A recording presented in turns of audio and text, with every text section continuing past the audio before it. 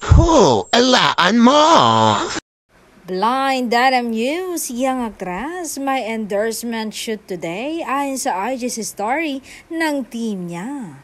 Pero ayon sa chika ng isang Sausawera, hinatid daw ng boyfriend niya na kinakilig ng kanyang glam team. Napuno daw ng hiyawan ang dressing room ngayon ng actress. At ang nakakakilig pa ay hihintay na daw ng binata hanggang matapos ang kanyang nobya dahil wala na daw siyang ibang lakad ngayon. Magiging glam team muna daw siya ng kanyang girlfriend.